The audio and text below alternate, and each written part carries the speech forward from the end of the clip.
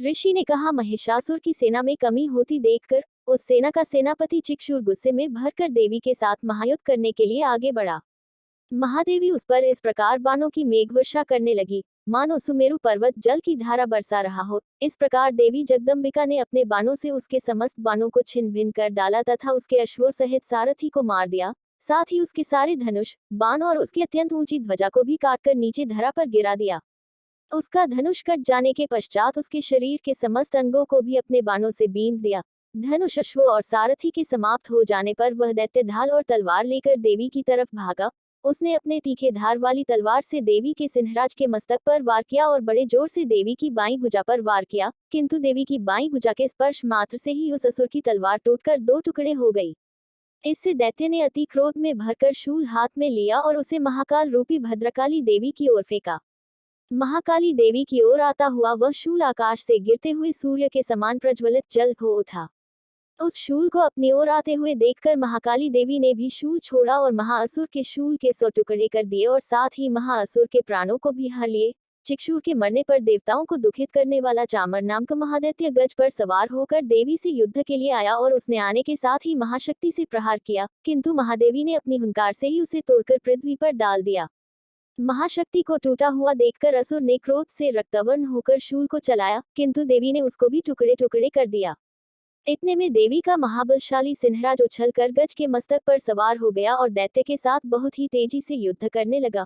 फिर वह दोनों युद्ध करते हुए गज पर से पृथ्वी पर आ गिरे और दोनों बड़े वेग में क्रोध से लड़ने लगे। फिर सिंहराज बड़े जोर से आकाश मंडल की ओर उछला और जब पृथ्वी की ओर आया तो अपने पंजों से चामर के शीश धड़ से अलग कर दिया। क्रोध में भरी हुई महादेवी ने पाषाण और वृक्ष आदि की चोटों से उदग्र को भी मार दिया।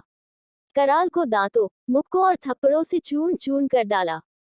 क्रोध में भरे हुए देवी ने गदा के प्रहार से उद्धत महादैत्य को मार गिराया। विंध्यपाल से वाशकल को, बाणों से ताम्रंधक को मौत की गोद में सुला दिया। त्रिनेत्र वाली जगदम्बा ने त्रिशूल से उग्रास्य, उग्रवीर्य और महाहनु नामक राक्षसों को धराशायी कर दिया। उसने अपनी तलवार से विदाल नामक दैत्य का सिर धड़ से अलग कर दिया तथा अपने बाणों से दुधर्र और दुर्मुख नामक असुरों को यमपुरी पहुंचा दिया। इस तरह जब महिषासुर ने देखा कि महादेवी ने सारी सेना को नष्ट कर दिया है, वह तुरंत भैंसे का रूप धारण करके देवी के गणों को दुखित करने लगा। उन गणों में कितनों को उसने मुख के प्रहार से, कितनों को खुरों के प्रहार से, कितनों को पूंछ के प्रहार से, कितनों को सींगों के प्रहार से, बहुतों को दौड़ने के वेग के प्रहार से, अनेकों को सिंहनाद के प्रहार से, कितनों को चक्कर देकर और कितनों को श्वास वायु के प्रबल झोंकों से पृथ्वी पर गिरा दिया। वह दैत्य इस प्रकार महादेवी के गणों की सेना को गिरा देवी के सिंहराज को मारने के लिए भागा। इस पर देवी बड़ी क्रोधित हुई।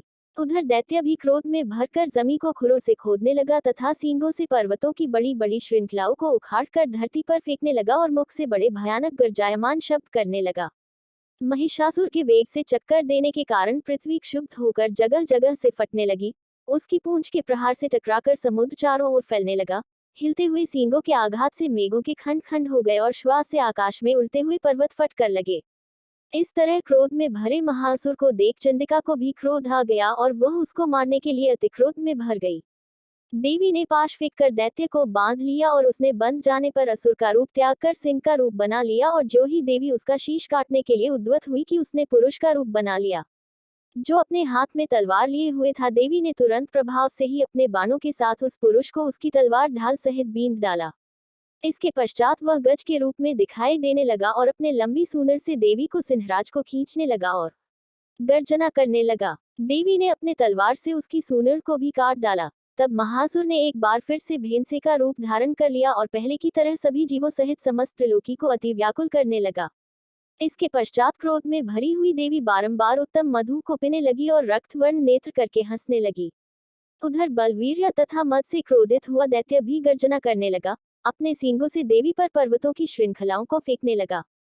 देवी अपने बाणों से उसके फेंके हुए पर्वतों की श्रृंखलाओं को चूर्ण चूर्ण करती हुई बोली, ओ मूढ़मते, जब तक मैं मधु का पान कर रही हूँ तब तक तू गर्ज ले और इसके पश्चात मेरे हाथों तेरा वध हो जाने पर देवता गरजेंगे। ऋषि ने कहा। यों कहकर देवी उछली और उस दैत्य पर जा चढ़ी और उसको अपने पैर से दबाकर शूल से उसके ग्रीवा पर आघात किया। देवी के पैर से दबने पर भी दैत्य अपने दूसरे रूप से अपने मुख से बाहर निकलने लगा। अभी उसका आधा शरीर ही बाहर निकाला था कि दैत्य उसी से युद्ध करने लगा तो देवी ने अपने तलवार से उसका शीश काट दिया। इसके पश्चात समस्त राक्षसगणों की सेना हाहाकार करती हुई वहां से पलायन कर गई और समस्त देवता अत्यंत प्रसन्नता पूर्वक ऋषियों मुनियों सहित पराशक्ति की परम कल्याणकारी स्तुतियां करने लगे, गंधर्वराज गान करने तथा अप्सराएं और नृत्यकाएं नृत्य करने लगी।